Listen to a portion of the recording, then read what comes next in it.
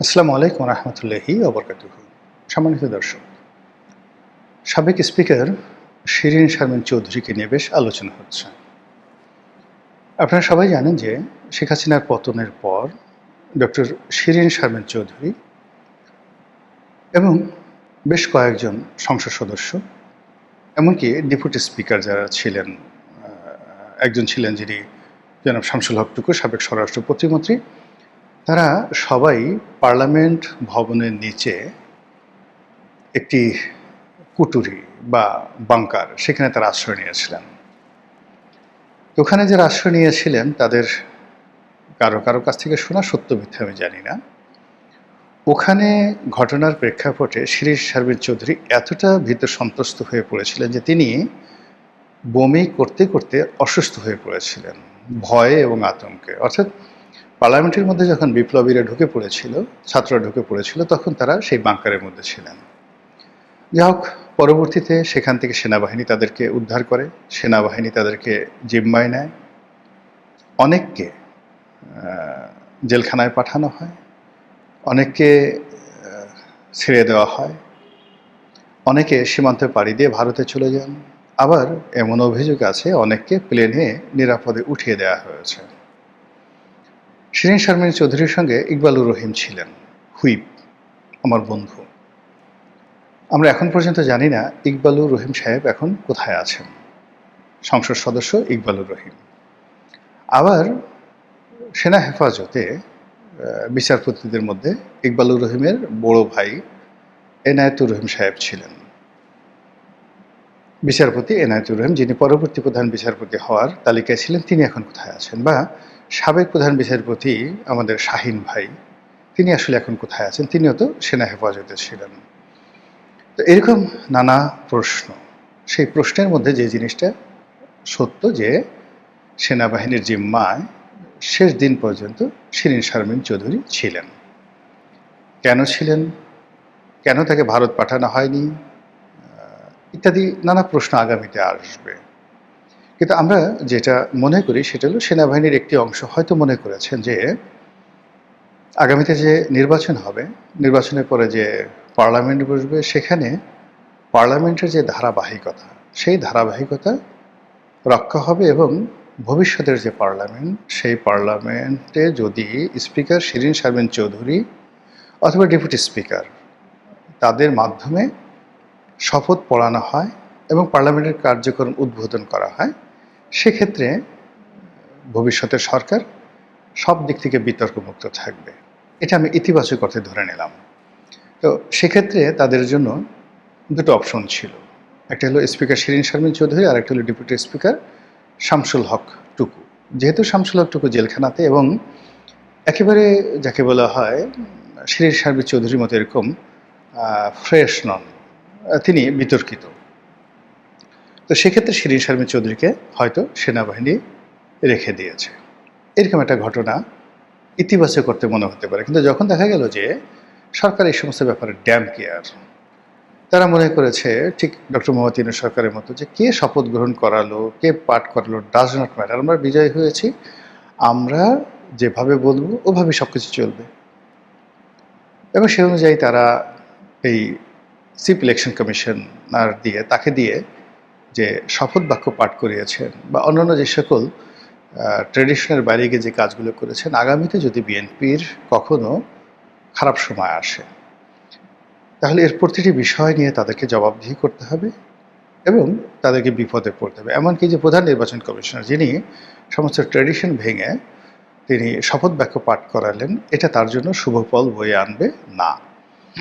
তো যাই হোক, এখন সেই শিরীন শারমিন চৌধুরী হঠাৎ করে আমরা দেখলাম তিনি গ্রেপ্তার হয়েছেন হত্যা মামলার আসামি। আবার 6 দিন পরে তাকে কারাগার থেকে ছেড়ে দেওয়া হয়েছে, তিনি জামিন পেয়েছেন। আর তাকে নিয়ে যে আলোচনা হচ্ছে, যখন ধরা হলো তখন বাঙালি বলল ছি ছি ছি ছি, এমন একজন ভালো মহিলা, অল থ্রু ফার্স্ট ক্লাস পেয়েছেন, কখনো অন্যায় করেননি, ঘুষ দুর্নীতি করেননি, তিনি শেখ হাসিনার দোসর হিসেবে শুধু স্পিকার হিসেবে দায়িত্ব পালন করেছেন, এর বাইরে তো তিনি কিছুই করেননি। এই দেশে এরকম শিরীন শারমিন চৌধুরীদের মতো লোক, সাবের হোসেন চৌধুরীদের মতো লোক যদি লাঞ্ছিত হয়, অপমানিত হয়, তাহলে এই দেশ আর থাকবে না। এদেশে মানুষের ইমান একিন বলে কিছু নাই, ক্ষমতায় যে যায় সেই হয় রাবণ, চারিদিকে শুধু ছি ছি ছি ছি। আবার যেই মুহূর্তে তাকে জামিন দেওয়া হলো, তখন আবার বাঙালি বলা শুরু করলো সেই নাসিরুদ্দিন হোজার গল্পের মতো, মানে গাধা নিয়ে বাপ বেটা যাচ্ছে। তখন মানুষ যেভাবে কথা বলছে সেই কথা অনুযায়ী তারা প্রতিবার সিদ্ধান্ত পরিবর্তন করছে, আর প্রতিবারই লোকজন গালাগালি করছে। তো যাই হোক, এখানে শিরীন শারমিন চৌধুরীকে ছেড়ে দেওয়ার পরে আবার লোকজন বলল ছ্যা ছ্যা ছ্যা, সরকারের মেরুদণ্ড বলে কিছু নেই, এই সরকার পারে না এমন কোনো কুকর্ম নেই। এই তারা ধরলো, আবার তারা ছেড়ে দিল। নিঃসন্দেহে শিরীন শারমিনকে দিয়ে তারা একটা খারাপ খেলা খেলতে চাচ্ছে। তারা তাদের পছন্দ মতো একটা নতুন আওয়ামী লীগ খুলতে চাচ্ছে, পুরনো আওয়ামী লীগ বন্ধ হয়ে গেছে। যেমন শেখ হাসিনা চেষ্টা করেছিলেন নতুন বিএনপি করার জন্য, তৃণমূল বিএনপি করার জন্য, এখনও তৃণমূল আওয়ামী লীগ, নতুন আওয়ামী লীগ করার জন্য এই শিরীন শারমিন চৌধুরীকে ছেড়ে দেওয়া হয়েছে। শিরীন শারমিন চৌধুরীকে এটা পারবেন? হ্যাঁ, লোকজনকে এটা মেনে নেবে? শেখ হাসিনা ছাড়া কি বাংলাদেশে অন্য কোনো দল আছে? শেখ হাসিনার বাইরে কি কেউ কখনো আওয়ামী লীগ করতে পেরেছে বা ভবিষ্যতে পারবে? যদি পারত, তাহলে তো শেখ হাসিনা অনেক চেষ্টা করেছিলেন তারেক রহমানকে বাদ দেওয়ার জন্য, বেগম জিয়াকে বাদ দেওয়ার জন্য। এমনকি তারেক রহমান সাহেবের যে স্ত্রী জাইমা রহমানকে, তারেক রহমান সাহেবের যে স্ত্রী জুবাইদা রহমান, এমনকি তার কন্যা জাইমা রহমান, তাদেরকেও রাজনীতির যে লাইমলাইট এখন আপনারা দেখছেন, এটা শেখ হাসিনা চেয়েছিলেন যে তারা রাজনীতিতে আসুক। উইদাউট তারেক তারা যদি রাজনীতিতে আসতেন, তাহলে শেখ হাসিনা সেই রাজনীতি বিএনপির জন্য অবহেলিত করে দিতেন, এবং সেটা হতো অনেকটা জাতীয় পার্টি ভার্সন 2।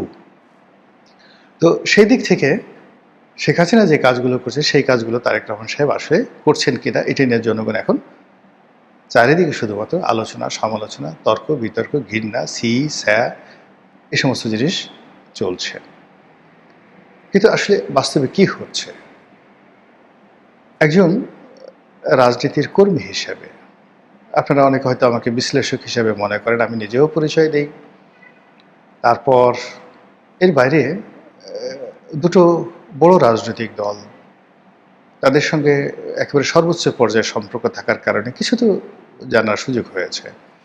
5টি বছর সংসদ সদস্য থেকেছি একেবারে টপ অফ দ্য লাইনে। এর কারণে একটা রাষ্ট্র কীভাবে চলে, এজেন্সিগুলো কিভাবে চলে, ডিজিএফআই ডিজি কার কাছে গিয়ে বসে থাকে, তার কাছে গিয়ে কারা বসে থাকে, এরপর প্রধানমন্ত্রী কি করে, বিরোধী দলীয় নেতা কি করে, এই জিনিসগুলো একেবারে 5টি বছর হাতে কলমে শেখার, বোঝার, দেখার সুযোগ হয়েছে।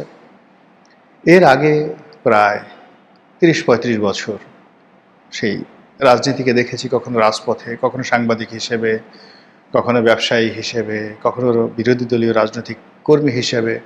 ফলে এখন পর্দার আড়ালে যা হচ্ছে, বা ইউনূস সাহেবের আমলে যা হয়েছিল, বা ইভেন শেখ হাসিনার জমানাতে হয়েছিল যা, এগুলো দেখলেই বুঝতে পারা যায় কী ঘটনাগুলো ঘটছে।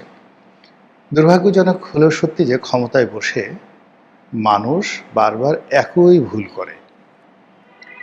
আজ থেকে 1000 বছর আগে ইয়াজিদ ইবনে মুয়াবিয়া ক্ষমতায় বসে যে ভুল করেছেন, একই ভুল এখন নেপালের যে প্রধানমন্ত্রী বালেন্দ্র তিনিও করতে পারেন, আবার নাও করতে পারেন। ফেরাউন দ্বিতীয় রামসিস তিনি যে ভুলগুলো করেছেন, সেই ভুলগুলো যে শেখ হাসিনা করেনি, একথা আপনি বুকে হাত দিয়ে বলতে পারবেন না।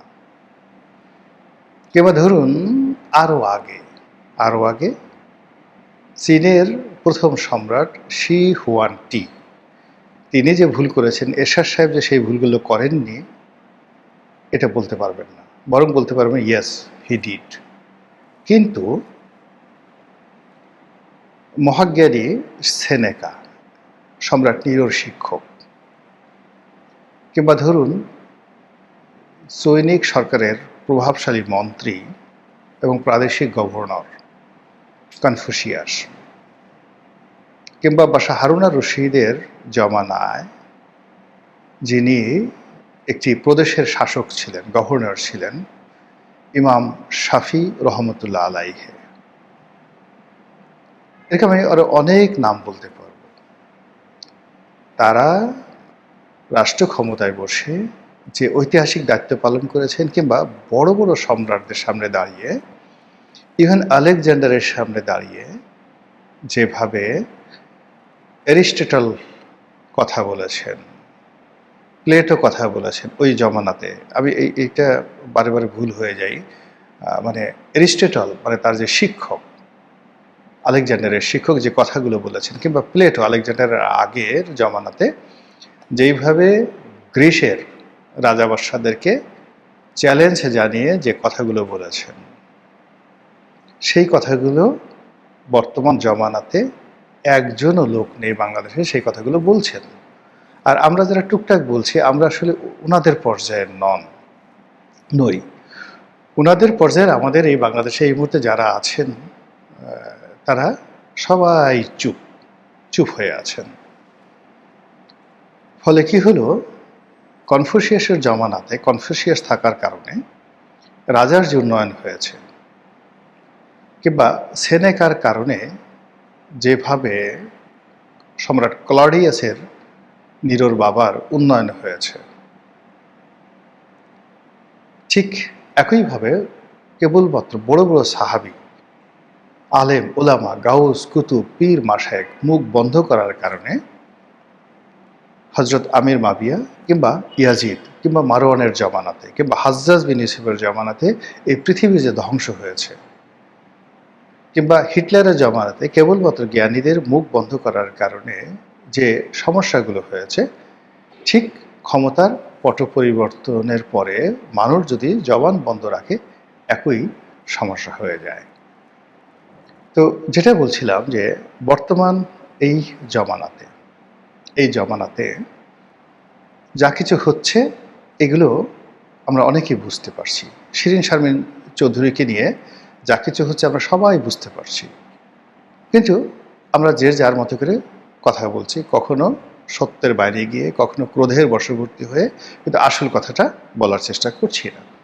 যদি বিপদ আসে তাহলে কি হবে?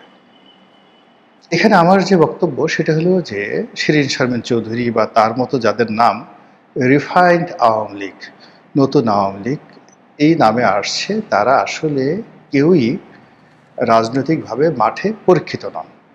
ধরুন জাহাঙ্গীর কবির নানক, মুফাজ্জল হোসেন চৌধুরী মায়া, এরপর ধরুন বাহাউদ্দিন নাসিম, আলাউদ্দিন নাসিম, এরপরে ধরুন ওবায়দুল কাদের, তাদের তো অনেক বদনাম,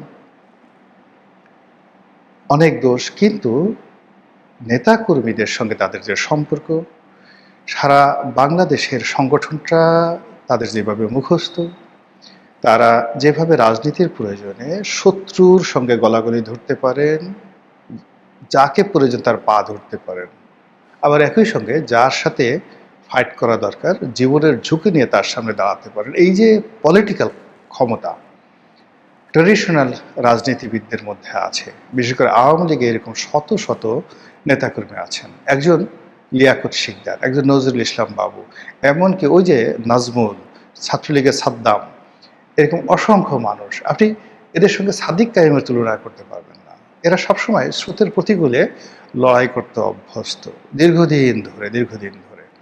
তো এই যে স্রোতের প্রতিকূলে লড়াই করা, টিকে যাওয়া, কখনো পরাজিত হওয়া, কখনো জেলে যাওয়া, কিন্তু সর্বাবস্থায় তারা ভাত খায়নি, কিন্তু রাজনীতি বাদ দেয়নি। এই যে পলিটিক্যাল যে কোয়ালিটির সম্পূর্ণ লোক, এই লোকগুলোর মতো শিরিন শারমিন চৌধুরী নন, বা অন্য যাদের নাম আসছে তারা কেউ এই ক্যাটাগরির নন।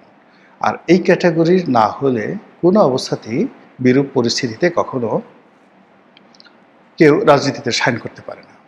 যেমন ধরুন বিএনপির সবচেয়ে বিপদের সময়টিতে বিএনপির যারা হাল ধরেছেন, Khandakar Delwar, Abdul Salam Talukdar, K M Obaidur Rahman, doctor AQM Badruddoza Chowdhury, they have the real political power, তাদের ছিল। কিন্তু এখন এই যে বিএনপির ক্ষমতার সময় আপনি যদি মাহাদিকে, ডাক্তার মাহাদি বা হুমায়ুন বা সানি বা এই যে যারা যারা তারেক রহমান সাহেবের পছন্দের মানুষ হিসেবে এই মুহূর্তে সিলেক্টেড হয়েছে, তাদের সঙ্গে যদি বিএনপির ওই ধরনের লোকের তুলনা করেন তাহলে হবে না। কিংবা শেখ হাসিনা যদি কখনো আবার ক্ষমতা আসে, আসার পরে যদি মাহাদিকে এনে সে একটা নতুন বিএনপি তৈরি করার চেষ্টা করে, কোনোদিন হবে না, কখনো সম্ভব হবে না, এটা হয় না।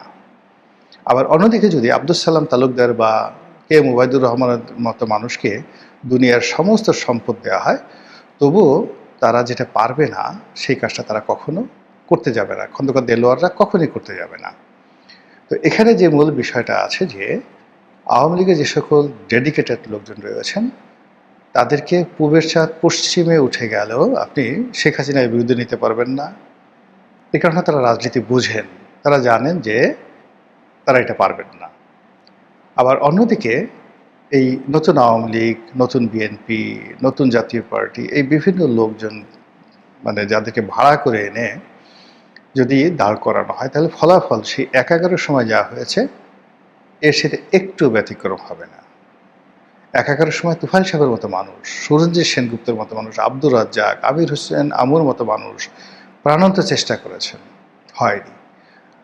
আপনার সেই মেজর হাফিজ, সাইফুর রহমান, তারপর মেজর হাফিজ, সাইফুর রহমান, এরপরে আপনার এই যে আব্দুল মান্নান ভূঁইয়া, তার সঙ্গে তরুণ তুর্কিদের মধ্যে এহসানুল হক মিলন থেকে শুরু করে কে না ১১ সময় কারা মানে বেগম জিয়ার বিরুদ্ধে যায় নাই বলেন তো? কিন্তু এটা তো সম্ভব হয়নি, কখনো সম্ভব হয়নি। ঘুরে ফিরে তাদেরকে সেই দলের মধ্যে ফিরে আসতে হয়েছে এবং অনেককে সারা জীবনের জন্য রাজনীতি থেকে অবসর নিতে হয়েছে। তো সেই দিক থেকে শিরীন শারমিন চৌধুরীকে নিয়ে যারা চেষ্টা করছেন, মানে এরা ১০০ ইন্টু ১০০ ইন্টু ১০০ ইন্টু ১০০, ১০০কে যদি আপনি ৪ বার গুণ করেন তখন যে ফলাফলটা বের হবে অতবার তারা ফেল করবেন, পরাজিত হবেন। আর এই ধরনের পরিবেশ পরিস্থিতিতে যদি ভুল করে শিরীন শারমিন চৌধুরীরা এগিয়ে আসেন, তারাও তাদের সারা জীবনের সমস্ত অর্জন তারা হারিয়ে ফেলবেন। আপনার সেই শেখ হাসিনার জমানাতে বিএনপির অনেক বড় বড় নেতা, তাদের মধ্যে তৈমুর আলম খন্দকার থেকে শুরু করে আরও অনেককে, ব্যারিস্টার নাজমুল হুদা, তৈমুর আলম খন্দকার, শওকত মাহমুদের মতো লোক, তারা তাদের মানে অসম্ভব মেধাবী, তাদের ভীষণ রকম স্যাক্রিফাইস, কিন্তু তারাও কিন্তু পারেন নাই। তো সেই অর্থে একজন ওই যে নাসিম নামে একটা ছেলে ছিল, সে বলতো তারেক রহমান সাহেবের বন্ধু মানুষ, হাওয়া ভবনের ঘনিষ্ঠজন, তাকে দিয়েও কিন্তু নতুন বিএনপি করার নামে বিএনপি অফিস আক্রমণ করা, তারপরে রিজভী সাহেবকে মারধর করার জন্য সেই যে শেখ হাসিনার ডিজিএফআই তারা কি চেষ্টা না করেছে, সফল হয়েছে? হয়নি। ফলে প্রত্যেকটি রাজনৈতিক দল তার একটা মৌলিক ভিত্তি থাকে, সেই ভিত্তিগুলো কোনো অবস্থাতেই শিরীন শারমিন চৌধুরীরা নন। কাজেই এই প্রকল্পটি যদি কিছু হয়ে থাকে বোগাসবো। এমনকি শেখ হাসিনাও যদি নিজে চেষ্টা করে শিরীন শারমিন চৌধুরীকে দিয়ে কোনো কিছু করাবেন, পারবেন না। বিকজ তিনি যখন ক্ষমতা ধরছিলেন তখন তার দয়ায় করুণায় কতগুলো মানুষ, যেমন সালমান এফ রহমান, আনিসুল হক, এই যে শিরীন শারমিন চৌধুরী, এরপরে এসটি ইমাম থেকে শুরু করে আরও অনেকে, মশিউর রহমান, তারপরে শেষে ডক্টর তৌফিক এলাহি থেকে শুরু করে যে সকল লোক ওনার কিচেন ক্যাবিনেটে খুব পাওয়ারফুল ছিল, এই যে নসরুল হামিদ বিপু, এই যারা, আমি আরও অনেকের নাম বলতে পারবো। তো এই লোকগুলোকে শেখ হাসিনার দয়া এবং করুণা ছাড়া তাদের আসলে অন্য কোনো কিছু নাই, দে হ্যাভ নাথিং। তো সেই মানুষগুলো এখন আপনি চেষ্টা করেন তাদেরকে এস্টাবলিশ করার জন্য, তারা আওয়ামী লীগের সঙ্গে বেইমানি করতে পারবে কিন্তু রাজনীতি করতে পারবে না, এই সমাজে দাঁড়াতে পারবে না, এটা ইম্পসিবল। এবং এটাই রূঢ় বাস্তবতা। মহান আল্লাহ আমাদের সবাইকে হেদায়েত দান করুন, হেফাজত করুন। আসসালামু আলাইকুম ওয়া রাহমাতুল্লাহি ওয়া বারাকাতুহু।